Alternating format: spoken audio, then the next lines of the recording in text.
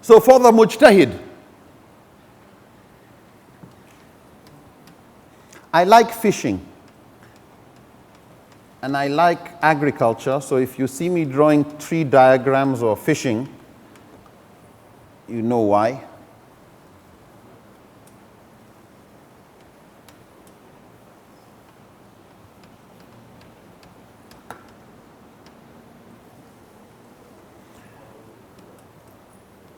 When you look at a fishing rod, how many people here like fishing?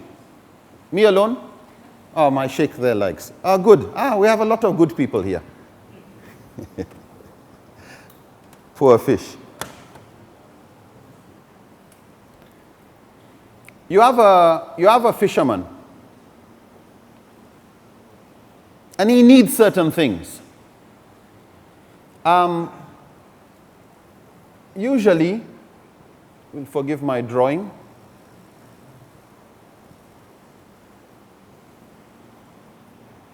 There's a float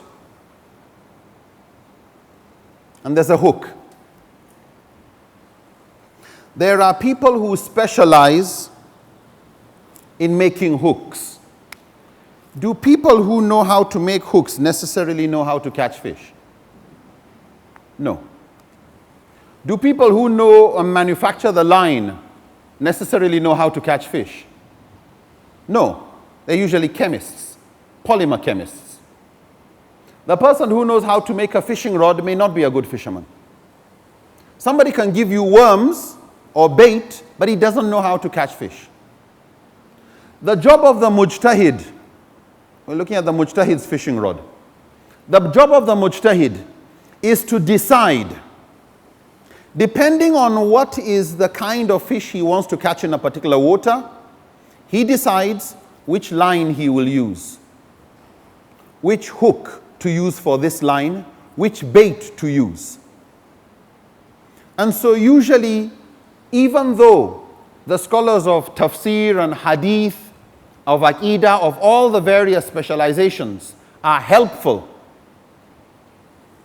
and you've got differing opinions about qiyas, and of course it's much more detailed than what I've presented, much more. The principal thing is to recognize that the Mujtahid is the fisherman. The Mujtahid is the one who will benefit from the different specializations. Okay? Like the one who benefits from the from the person who produces raw material, the person who makes sure that these raw materials or active ingredients are pure. He gets from the specialists and puts together his fishing rod for his purpose. All those fishermen who agree with this fisherman that this is the right rod, the right hook, the right line, the right bait for this water, and that is how they all use that's the rod they use, that's a madhab. Those who all agree on these tools and what comes before what, which size of hook, how much respect to give qiyas, how much respect to give ijtihad, ijma, how much respect, in other words, which one comes first, and how to use each one. Scholars were generally therefore of two types. Those who are mujtahid imams.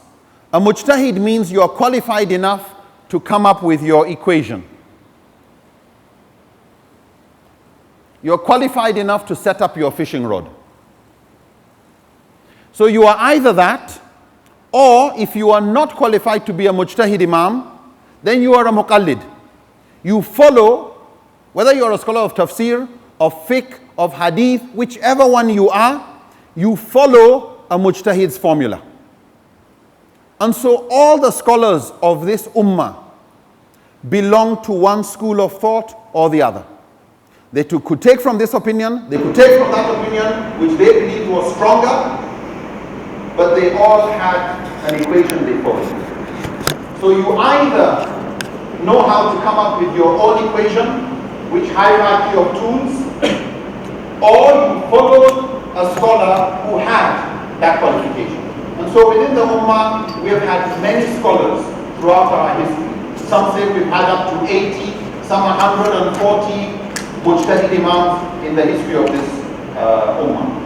And some of these Mujtahid Imams, even though they could come up with their own school, they stayed with the school. So even though you would say Imam al-Ghazali was qualified to be a Mujtahid Imam, he still stayed as a Shafi'i scholar. And he contributed to the equation of the Shafi'i school. And even though some would say Ibn Taymiyyah was qualified to be a Mujtahid Imam, he still stayed with the Hanbali school and he contributed to the Hanbali school. And so you will find within the Hanbali school, everybody before Ibn Taymiyyah had an opinion on, say, if you divorce your wife 3 times, on one occasion, the Hanbali school took it, it was equal to 3. But from Ibn Taymiyyah's time, and he went to prison and he was punished seriously for that fatwa, but Ibn Taymiyyah argued that 3 divorces on one occasion was equal to 1. So a new Imam comes in the school, and now if you ask a Hanbali scholar, what is the view of the Hanbali school? He will tell you there are 2 views in the Hanbali school. Yeah. And that is where sometimes you will find in every school of thought, on different issues there's more than one opinion.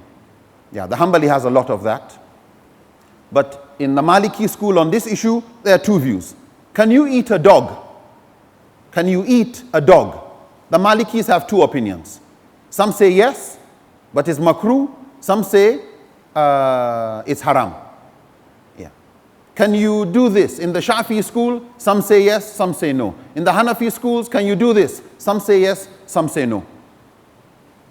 And so you will find on certain issues the Turkish Hanafi differing from the Indian Hanafi on some of their rulings, even though they're all Hanafi. But it's which opinion within the Hanafi are they following?